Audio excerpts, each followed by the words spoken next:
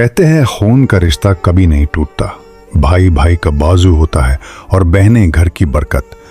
हम इसी मान में जीते हैं कि दुनिया इधर की उधर हो जाए, ये खून कभी दगा नहीं देगा।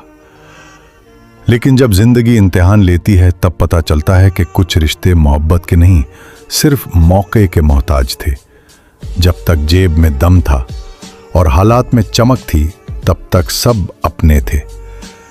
जैसे ही वक्त बदला वही बाजू जिन पर मान था पीठ में छुरा घूंप गए। सबसे ज्यादा तकलीफ तब नहीं होती जब कोई दुश्मन दगा दे, तकलीफ तब होती है जब अपनी ही रगों में दौड़ने वाला खून मौके परस्त निकल आए। जो लोग जरूरत पड़ने पर लहजा बदलने और मतलब पूरा होते ही पहचानने से इनकार कर दें, वो रिश्ते नहीं सौदागर होते हैं।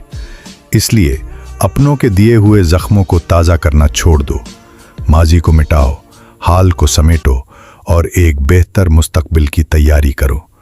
याद रखो, जो तुम्हारी खामोशी और मजबूरी का फायदा उठाए वो तुम्हारा कभी था ही नहीं। क्या आपने भी कभी किसी अपने के बदलते हुए लहजे को महसूस किया है?